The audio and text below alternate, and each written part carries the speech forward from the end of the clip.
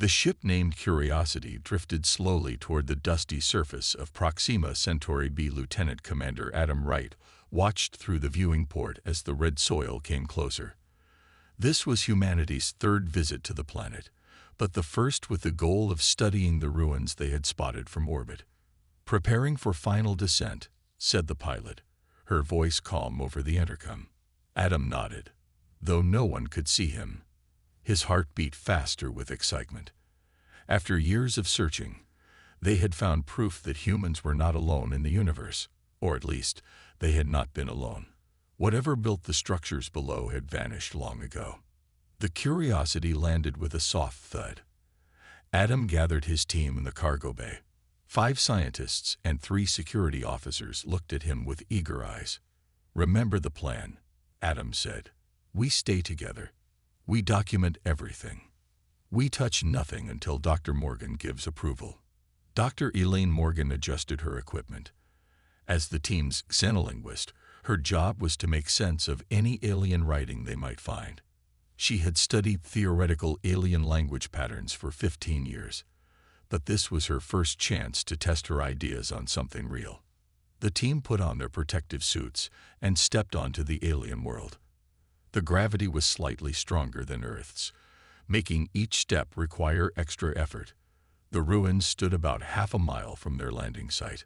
"Look at that architecture," whispered Dr. Morgan as they approached. "Those aren't random shapes. They built with purpose." The ruins formed a semicircle of stone buildings, most crumbled to their foundations. But in the center stood a tall monolith, at least 30 feet high, covered in strange symbols. "That's it," said Adam, pointing. "That's what we saw from orbit." The team moved carefully toward the structure. As they got closer, they could see that the symbols were carved deep into the stone. They had survived what looked like thousands of years of wind and dust. Dr. Morgan approached the monolith with her scanning device.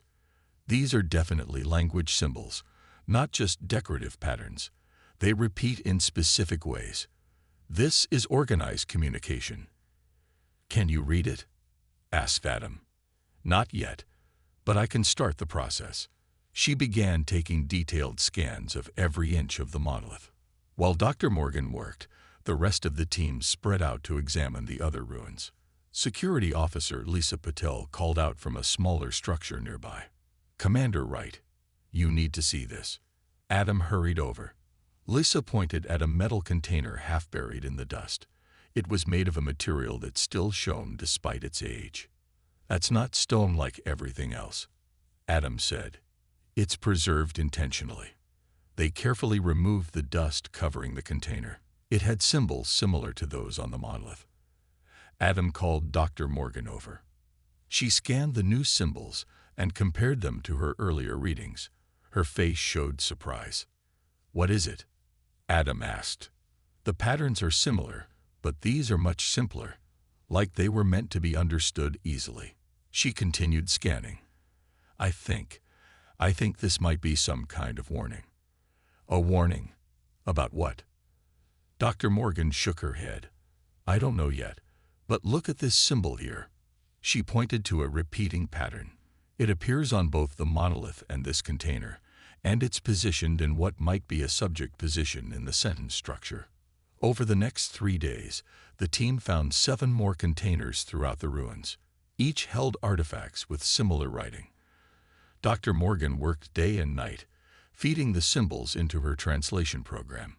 On the 4th morning, she called the team together. "I have a partial translation," she said, her voice unsteady. "It's still rough, but I'm confident about the core message." "What does it say?" Adam asked. Dr. Morgan looked up from her tablet. "Each artifact contains variations of the same warning. They all say something like, 'Beware the species from the third rock.' Some add, 'They survive what others cannot.'" The team fell silent. "Earth is the 3rd planet from our sun," Adam said finally. "Yes," replied Dr. Morgan. "I believe these warnings are about humans, and from what I can tell, they were written by multiple different species over thousands of years." Adam looked back at the monolith, now seeming more ominous than magnificent. They feared us, he said quietly. But why? 2 months after their return to Earth, Dr. Elaine Morgan sat in a large room filled with screens and translation equipment.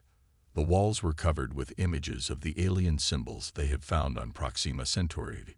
3 other experts worked alongside her, each focused on their own screens. "I think I've got another match," said Dr. Paul Harris, rubbing his tired eyes. He had been working with Dr. Morgan since they returned. This symbol group appears in both the monolith text and the third container. Elaine walked over to his station. "Good catch. That helps confirm the sentence structure." She made notes on her tablet. "We now have about 40% of the language mapped." Captain Olivia Curtis entered the room carrying coffee for everyone. She was the military liaison assigned to the project, but had quickly become part of the team. Her background in code breaking had proven useful. "Any breakthroughs today?" Olivia asked, setting the cups down. "Actually, yes," said Elaine. "We can now translate several complete sentences from the warnings." The door opened again, and Adam Wright walked in. He had been traveling between Earth and Proxima Centauri, bringing back more samples and images for the team to study. "Commander," Elaine greeted him. "Perfect timing. We were about to review our latest translations." Everyone gathered around the main screen as Elaine pulled up their work. "The warnings are more specific than we initially thought," she explained. "They don't just mention humans as the species from the third rock. They describe our behavior and abilities." She displayed the first translation. "They adapt to all environments. What kills others makes them stronger." "That could describe human evolution," Paul commented. "We survived ice ages, droughts, all kinds of natural disasters." Elaine nodded and showed another translation. "They feel deeply. Their emotions drive them beyond reason. This is their weakness and their strength." "That's surprisingly insightful," said Olivia. "Any alien studying human history would see how our emotions have led to both great achievements and terrible conflicts." "Here's the most interesting one," Elaine continued, displaying a third translation. "They create beauty from destruction. They heal what they harm. They are contradiction." The room was quiet as everyone considered these words. "How many different alien civilizations left these warnings?" Adam asked. "Based on dating techniques and writing style variations, at least 7 distinct species wrote warnings about humans," Elaine answered. "The oldest appears to be from about 50,000 years ago. The most recent might be only 5,000 years old." "But humans weren't spacefaring then," said Olivia. "How did these aliens even know about us?" Paul adjusted his glasses. "Maybe they visited Earth, observed early humans, and saw something that frightened them. Or maybe they encountered humans elsewhere," suggested Adam. "What if some ancient humans were taken from Earth? Maybe as specimens or for other reasons." "There's something else," Elaine said hesitantly. She pulled up an image taken from inside one of the containers. It showed a small carved figurine. The figure stood upright on 2 legs, had 2 arms, and a round head. It looked remarkably human-like. "We found these in 3 different containers," she explained. "And look at this." She zoomed in on the chest of the figurine. There was a small symbol carved there. "That's a DNA double helix," Paul said in surprise. They knew about human DNA. "It gets stranger," Elaine continued. "We found this text associated with the figurines." She displayed another translation. "The unpredictable ones will find this warning. When they do, they will already be among the stars. Prepare." Adam looked at the translation with concern. "It almost sounds like they knew we would find these warnings eventually, like they were left specifically for other aliens to find, not for us." "A warning to the galaxy about humans," Olivia said quietly. "But what exactly were they warning about?" Elaine stared at the screen surrounding them. "I don't know yet, but there's one phrase that keeps appearing in different forms across multiple artifacts." She brought up one final translation. "Those who threaten humans know only brief glory. Those who befriend humans know lasting peace." The room fell silent again, each person wondering what humanity had done, or would do, to earn such a warning. 6 months after the translation team began their work, Earth received a message from deep space. The signal came from a passing ship just beyond Mars' orbit. It contained simple mathematical sequences followed by basic language patterns, a universal hello. The world leaders gathered quickly to form a response team. They chose Ambassador William Foster to lead the first contact effort, with diplomat Catherine Daniels as his assistant. Both had calm personalities and quick minds. "We need to be careful," William told the Emergency Council. "We don't know if these aliens have seen the warnings about us." The Council agreed to send a welcoming message and an invitation to meet at the International Space Station in Earth orbit. 3 days later, they received a reply. The aliens, who called themselves the Galactic Concordat, accepted. On the day of the meeting, William and Catherine waited nervously in the station's conference room. The alien ship docked smoothly, showing advanced technology. The airlock door opened, and 3 beings entered. They walked on 2 legs like humans, but had blue-gray skin and large, dark eyes. Their heads were slightly larger than human heads, and they had 6 fingers on each hand. They wore simple white garments with colorful symbols. "Welcome to Earth's orbit," William said with a small bow. "I am Ambassador William Foster, and this is Diplomat Catherine Daniels." The tallest alien stepped forward. "I am Speaker Vental of the Galactic Concordat. These are my assistants, Researcher Krell and Safety Officer Nix." Catherine noticed that the aliens kept a careful distance and watched the humans' hands closely. They seemed nervous. The meeting began with basic information exchange. The Concordat explained that they represented 12 different species who shared resources and knowledge across many star systems. They had been traveling for months to reach Earth after detecting human radio signals. "We are pleased to learn we are not alone in the universe," William said. "Humanity would be honored to establish friendly relations with the Concordat." Vental tilted his head. "Your species is very young in space travel, yet you speak with confidence." "Humans are adaptable," Catherine explained. "We learn quickly."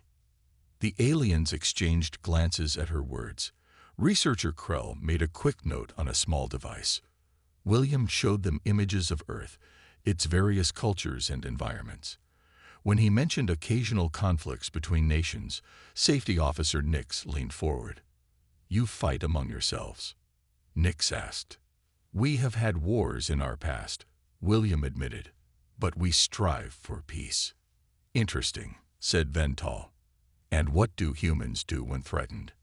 William paused, considering his answer. "We defend ourselves when necessary." Catherine noticed the aliens becoming more tense. She changed the subject by asking about their homeworlds. The mood lightened as Vental described beautiful planets with rings and multiple moons. Near the end of the meeting, William offered to share Earth's location and basic star maps. "We already know your home system," Vental said quickly. "It is the 3rd planet from your yellow star, yes?" William nodded, surprised. "That's correct." The aliens looked at each other again. Safety Officer Nix whispered something to Vental, who seemed troubled by the information. "Is something wrong?" Catherine asked. "No," Vental said, too quickly. "We have ancient texts that mention a species from a 3rd planet around a yellow star. We did not expect them to be you." As the meeting ended, the aliens invited William and Catherine to visit the Concordat Council on their main space station in the Alpha Centauri system. "We would be honored," William said. After the aliens departed, Catherine turned to William. "Did you notice how they reacted when I mentioned humans being adaptable, and their interest in how we respond to threats?" William nodded slowly. "They've seen the warnings. They know something about us that we don't know ourselves." Catherine stared out the window at the departing alien ship. "And they're afraid." 1 month later, a human delegation arrived at the Concordat's main station near Alpha Centauri. The station was enormous, a spinning wheel nearly 5 miles across. Ships of various designs docked along its outer rim. Ambassador William Foster led the small team, which included Catherine Daniels, Dr. Elaine Morgan, and Commander Samantha Hayes of Earth's Defense Forces. Their ship, the Explorer, was the newest and fastest in Earth's small fleet, but it looked primitive next to the alien vessels. "Remember," William told his team as they prepared to dock, "we're here to establish peaceful relations. Let's be careful about how we present ourselves." The docking bay was filled with representatives from the 12 species of the Concordat. High Counselor Zex Terra, a tall being with skin that shifted colors like an octopus, stepped forward to greet them. "Welcome to Unity Station," Zex Terra said. "The Concordat Council awaits your presence." The humans were led through wide corridors to a large circular chamber. 50 alien representatives sat in rising tiers around a central speaking platform. William and his team took their places on the platform. "Esteemed Council," William began, "humanity is honored by this opportunity. We come seeking friendship and knowledge." Zex Terra spoke from a raised seat. "The Concordat welcomes new species who share our values of harmony and restraint. Before we discuss alliance terms, we must address certain concerns." A screen appeared, showing images of Earth's military forces, weapons tests, and even violent sports.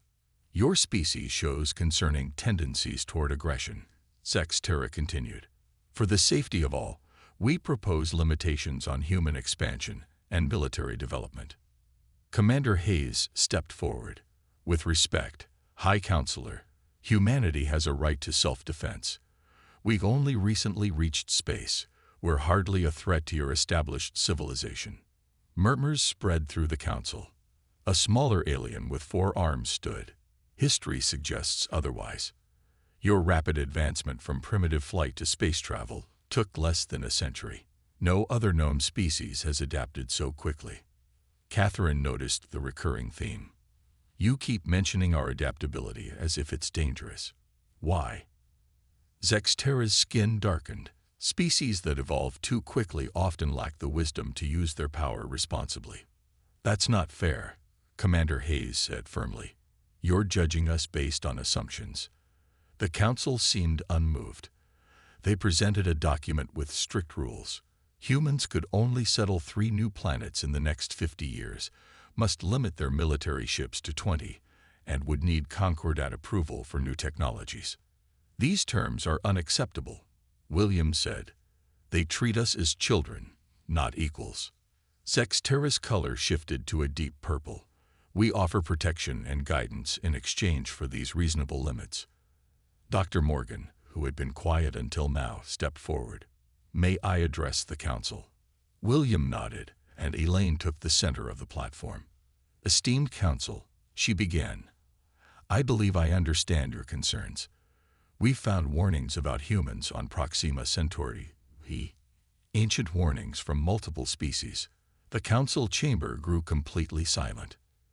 "You've seen them too, haven't you?" Elaine continued. "Warnings calling us the unpredictable ones, or those who survive what others cannot. You fear us because of these messages." Zex Terra's skin paled. "The warnings are clear. Species with your characteristics have caused great destruction in the past." "But you misunderstand," Elaine said. "I've completed more translations. The warnings aren't just about human aggression. They describe us as a species that evolved on a death world, a planet with extreme environments, countless predators, natural disasters, and diseases." She displayed her own screen with translation images. "Earth shaped us through constant survival pressure. We didn't choose to be adaptable or resilient. We had to be, or we would have died. Our psychology was formed by both cooperation and competition, because we needed both to survive." The council members leaned forward, studying her evidence. "The warnings," Elaine finished, "aren't telling you to cage us. They're telling you to understand us. If you try to restrict us without cause, you'll create the very danger you fear." Zex Terra and the other counselors exchanged glances, for the first time since arriving. William felt the mood in the room shift from fear toward curiosity. The meeting with the Concordat Council ended without a final decision. The aliens needed time to consider Dr. Morgan's translations and the human delegation's arguments. For 2 weeks, the humans waited on Unity Station, sharing information about Earth cultures and learning about the alien species. Then the emergency call came.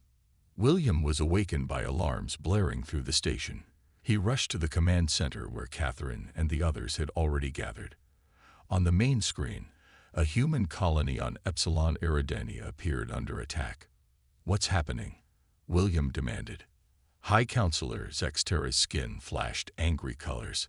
"A separatist faction of our Concordat has taken action against your colony. They call themselves the Purity Front. They believe the warnings should be heeded more directly." "You mean they're attacking innocent colonists because of ancient messages?" Commander Hayes' voice was cold with anger. "How many people are at that colony?" Catherine asked. "About 500 settlers," Zexterra answered, "mostly scientists and farmers." On the screen, they could see strange ships firing energy weapons at the colony's protective dome. The dome was cracking under the assault. "We must send help," William said. "Our nearest ships are days away," Zexterra replied. "I've ordered them to change course, but I fear they will be too late." Commander Hayes stepped forward. "Our ship, the Explorer, can reach Epsilon Eridani in 16 hours at maximum speed. We can at least try to help." William nodded. "We leave immediately." "I will come with you," Zexterra said. "To show the Concordat does not support this attack." As they raced toward the colony, they received broken messages from the ground. Colonel Jack Nelson, the colony's head of security, was organizing a defense with limited weapons and resources. "The attackers expect us to surrender." Jack's voice came through with static. "They don't understand humans very well." When the Explorer arrived, they found 3 alien ships circling the colony. The dome was severely damaged, but still holding. The colony's few defense turrets fired whenever the ships came close, forcing them to keep their distance. "This is Ambassador Foster aboard the Earth vessel Explorer," William broadcast. "We demand you cease your attack immediately." The reply came quickly. "This is Purifier Vex of the Purity Front. The warnings were clear. Your kind must be contained before you spread further." Commander Hayes took control of the Explorer's weapon systems. "We're outgunned, but we might distract them." As they prepared to engage, Jack Nelson sent another message from the surface. "Ambassador, we have a plan. Engineer Michelle Grant has modified our mining equipment. We need you to draw the enemy ships to these coordinates." "Mining equipment? What can that do against warships?" Catherine wondered. "I don't know," William replied, "but I trust they know what they're doing." The Explorer darted between the alien ships, drawing their fire. Commander Hayes was a skilled pilot, making the much larger alien vessels seem clumsy as they tried to hit the smaller human ship. Following Jack's instructions, they lured the aliens to a position above the northern part of the colony. Suddenly, huge drilling lasers, meant for cutting through rock, fired upward from the surface. The beams, now focused and amplified, sliced through one alien ship's engines. "How did they do that?" Zexterra asked in amazement. "Improvisation," Catherine said. "It's what humans do." The disabled alien ship crashed outside the colony dome. The other 2 vessels, surprised by the unexpected defense, pulled back. From the colony, small vehicles emerged. They were mining trucks, now carrying colonists armed with tools converted to weapons. "Look," William pointed at the screen. "They're attacking the crashed ship." The colonists swarmed the downed vessel, using welding torches to cut through its hull. Within minutes, they had captured the crew and were stripping the ship of useful technology. "Impossible," Zexterra whispered. "They had no weapons, no military training. They should have surrendered." The remaining enemy ships, seeing their companion taken, fled the system.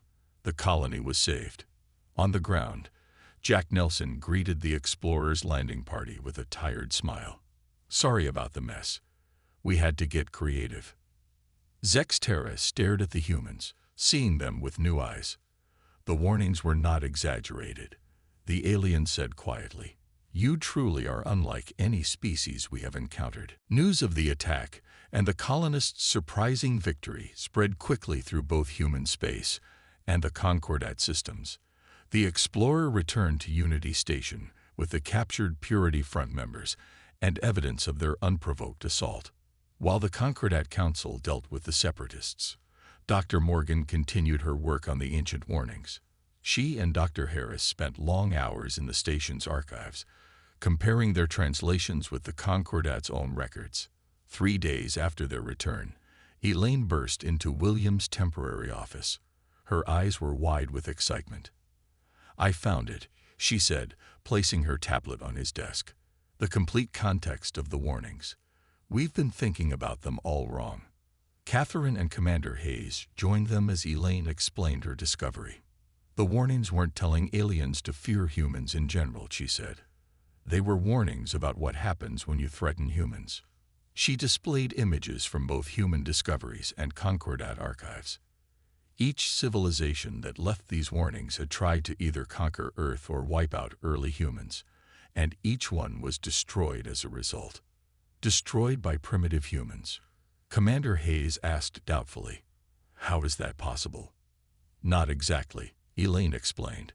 "According to these records, about 75,000 years ago, a species called the Exortal attempted to colonize Earth. They considered early humans to be simple animals, but humans stole their tools, learned to use their weapons, and eventually drove them off the planet." She swiped to another image. "Then, 50,000 years ago, the Mech Dominion tried to harvest humans as slave labor. The humans they captured pretended to be less intelligent than they were.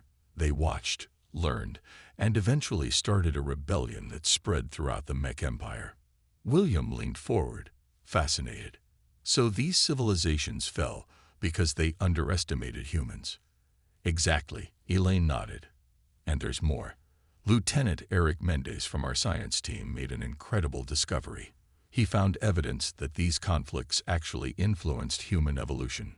Lieutenant Mendez entered the room, carrying his own research.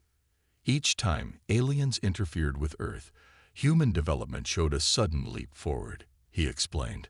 "New tools, new social structures, new cognitive abilities. The aliens inadvertently pushed us to evolve faster. That's why we're so adaptable," Catherine realized. "We were being tested against advanced species throughout our history." Elaine continued, "The oldest warning I've found is from a species called the Vesh. They visited Earth about 100,000 years ago and saw potential in early humans. They performed genetic experiments on some human groups, trying to make them more docile and controllable." "Let me guess," Commander Hayes said. "It backfired." "Completely," Elaine confirmed.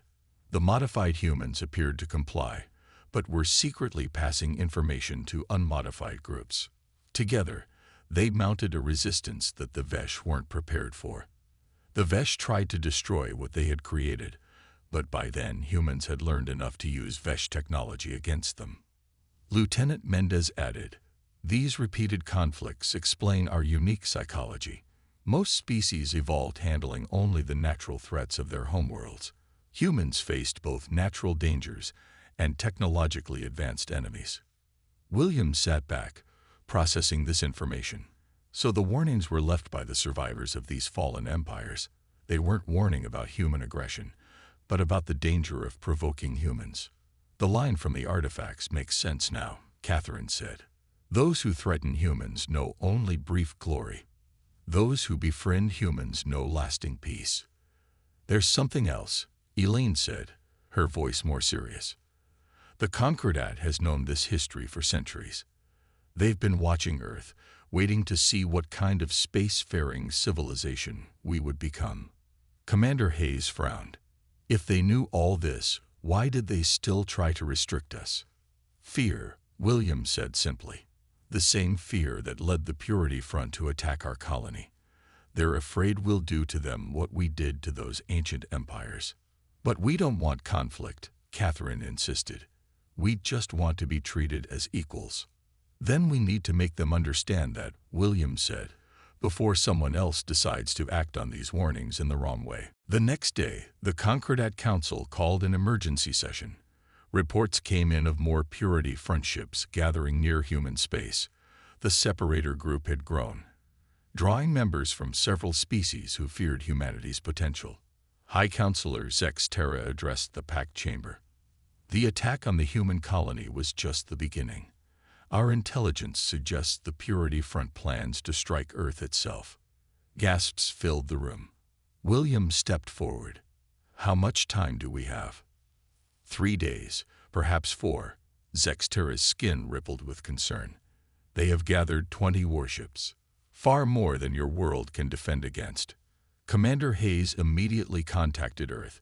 Admiral Laura Boyd, this is Commander Hayes. Earth faces imminent attack. Begin emergency preparations. Admiral Boyd's face appeared on screen, calm but serious. Understood. We'll deploy our 6 defense ships and activate the orbital platforms. But if they have 20 warships, we won't last long. The Concordat will send aid, Zex Terra promised. But our nearest battle group is 7 days away. William looked around the chamber. Will the Concordat officially stand with humanity against this threat? The council members exchanged nervous glances. An elder representative stood. The Purity Front, though misguided, raises valid concerns.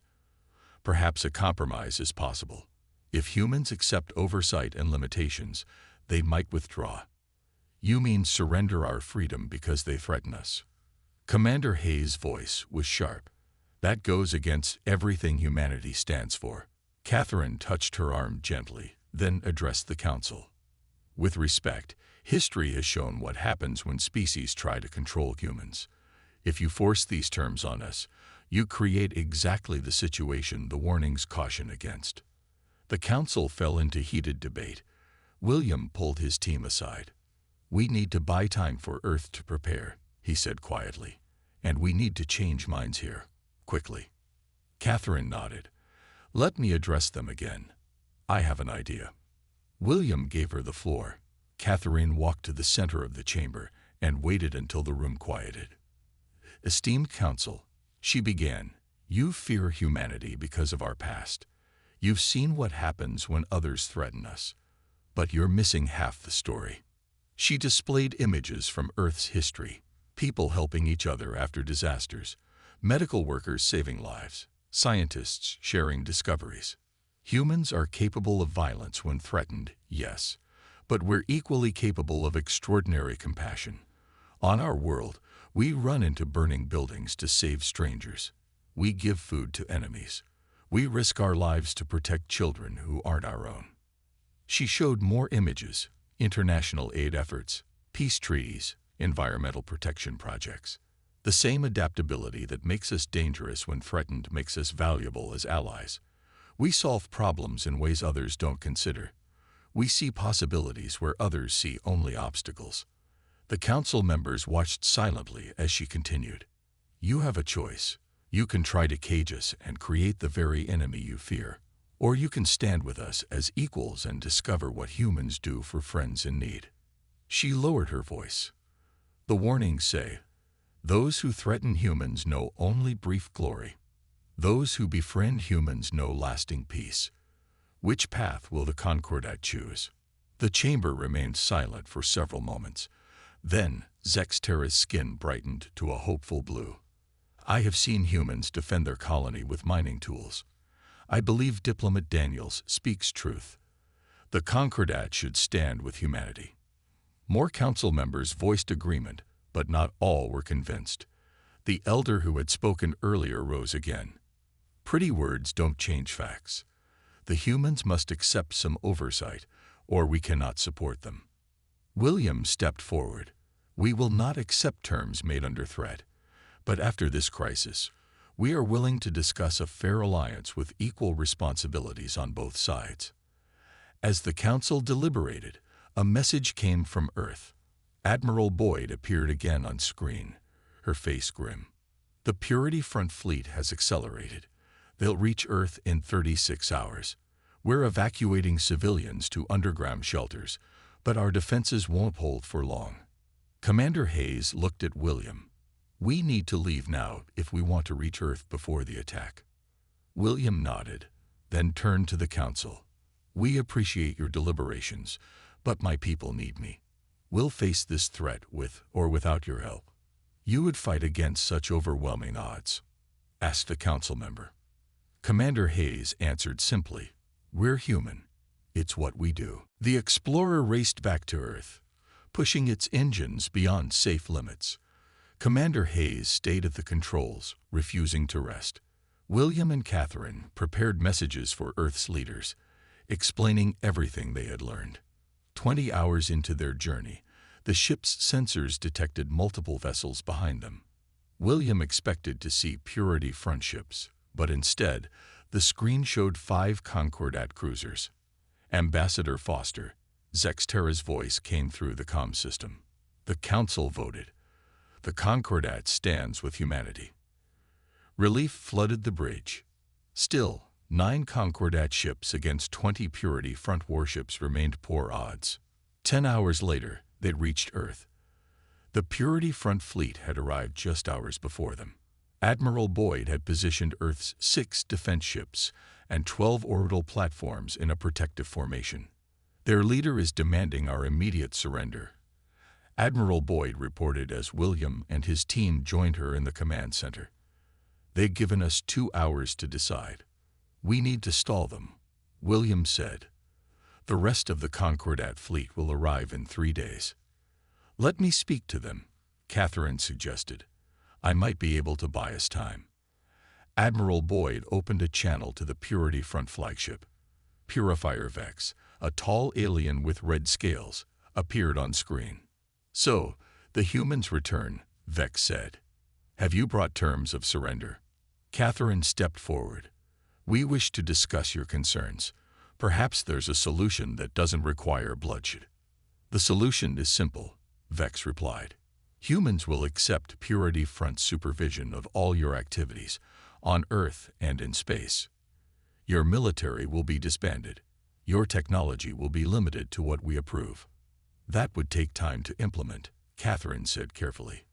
We would need to discuss details. You have 1 hour now, not 2, Vex snapped, ending the transmission. That didn't work well, Commander Hayes said. Actually, it did. Admiral Boyd pointed to her tactical display. While we talked, our ground-based sensors got better readings on their ships. We found a weakness in their formation. She explained her plan. Earth's ships would launch a focused attack on one section of the enemy fleet, trying to split their formation. Meanwhile, the 5 Concordat cruisers would attack from behind. It's risky, Commander Hayes said, but it might work. As they prepared for battle, Dr. Morgan rushed into the command center with new information. The oldest warning, she said breathlessly. I finally translated it completely. It's not just a warning. It's a message to humanity. She displayed the translation. To the humans who will someday find this, you were not abandoned. You were protected. What we did to your ancestors was wrong. We tried to shape you, control you, use you. You resisted, as was your right. In our arrogance, we nearly destroyed you. Instead, you taught us wisdom. Your strength is not just in your ability to fight, but in your ability to forgive.